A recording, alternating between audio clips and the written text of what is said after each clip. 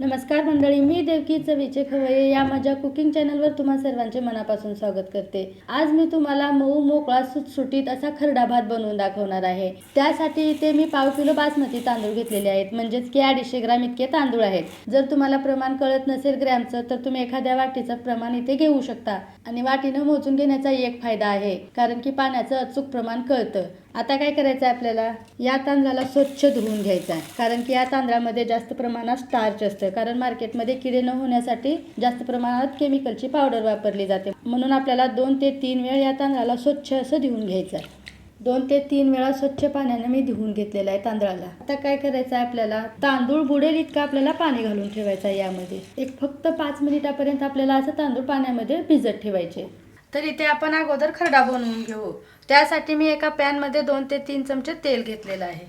तर इथं तेल चांगलं गरम झालं की 2 ते 3 चमचे शेंगदाणे घेतले मी, आणि शेंगदाण्याला आपला 1 मिनिटापर्यंत भाजून घ्यायचं आहे। तेलावरतीच परतून घ्यायचं आहे असं, आणि गॅसला मंद आचेवर ठेवायचं। आता शेंगदाण्याला 1 मिनिटापर्यंत मी परतून घेतलेला आहे, आणि शेंगदाणे असे कुरकुरीत सुद्धा झालेले आहेत आणि चटकायला लागलेले आहेत। आता काय करायचं, आपल्याला इथे 1 चमचा जिरे वापरायचे आहेत, आणि यासोबतच 10 ते 12 अशा लसणाच्या पाकळ्या, आणि सोबतच मी 10 ते 12 अशा या पोपटी रंगाच्या मिरच्या घेतलेल्या आहेत, आणि मिरच्याला चांगल्या प्रकारे अशी कट लावून घेतलेला आहे। आता आपल्याला गॅसला स्लो ठेवून या मिरच्याचा कच्चेपणा जाईपर्यंत आपल्याला परतून घ्यायचा आहे। आणि इथे मिरच्या 2 रंगाच्या येतात, मी तुम्हाला दाखवते। इथं अशी ही जास्त हिरव्या रंगाची मिरची खूप तिखट असते। जर तुम्हाला वापरायचं असेल तर फक्त 2 ते 3 मिरचीचा तुम्ही इथे वापर करू शकता, आणि जास्त प्रमाणात खरडा बनवायचा असेल आणि कमी तिखट पाहिजे तर तुम्ही या मिरचीचं प्रमाण इथे वापरू शकता, म्हणजे की पोपटी रंगाच्या मिरच्या वापरायच्या आहे।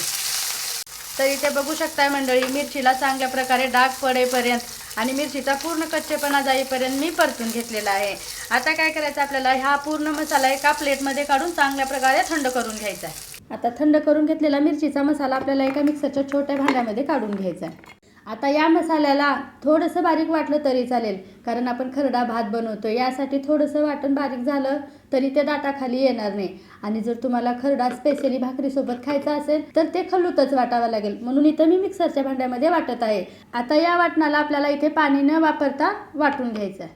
तर इथे पाहू शकता मंडळी, पाणी न वापरता इतका बारीक खरडा मी वाटून घेतलेला आहे। आता खरडा तर पूर्णपणे तयार झालेला आहे। लगेच आता आपण खरडा भात बनवायला घेऊ। तर इथे हा खरडा भात बनवण्यासाठी मी 1 कुकर घेतलेला आहे। जर तुम्हाला कुकरमध्ये बनवायचं नसेल तर तुम्ही टोपात किंवा कढईत बनवू शकता। आता कुकरमध्ये आपल्याला 2 ते 3 पळ्या तेल टाकून घ्यायचं आहे।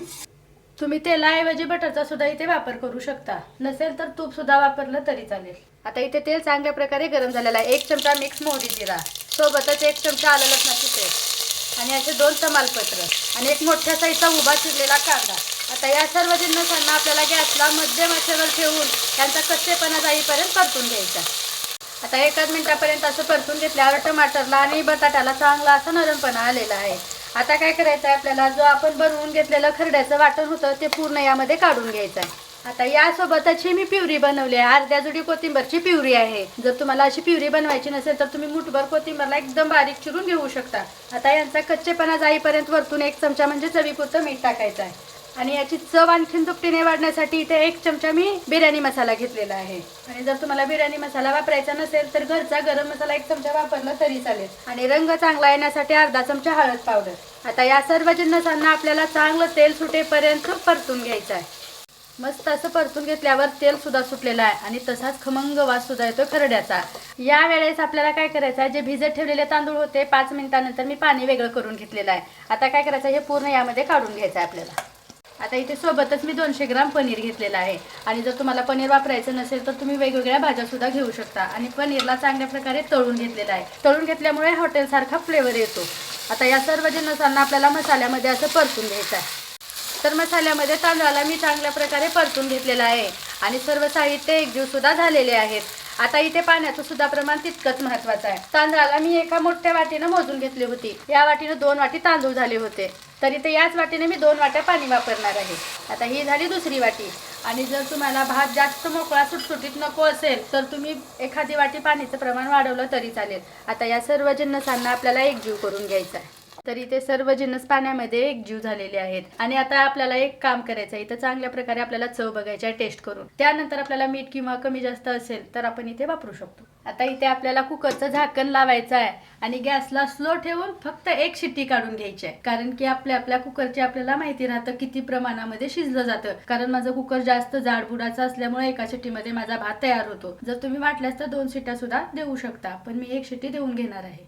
कुकरला 1 शिट्टी लावून घेतलेली आहे आणि मस्तपैकी कुकर थंड झालेला आहे आणि कुकरमधली पूर्ण हवा गेलेली आहे. तर आता आपल्याला झाकण काढायचं आहे. काय मस्त असा सुगंध दरवळत आहे. बघता क्षणी तुमच्या तोंडाला नक्की पाणी सुटेल असा खरडा भात तयार झालेला आहे. तर आता मी या भाताला लगेच तुम्हाला प्लेटिंग करून दाखवते.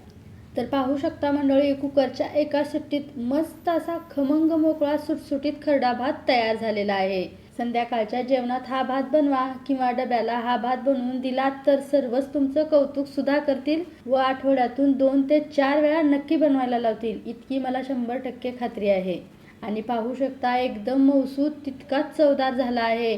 तर मंडळी, कशी वाटली आजची रेसिपी नक्की कळवा तुमची प्रतिक्रिया कमेंट बॉक्समध्ये. पुन्हा एकदा भेटूया अशाच एका नवीन रेसिपीसोबत. धन्यवाद.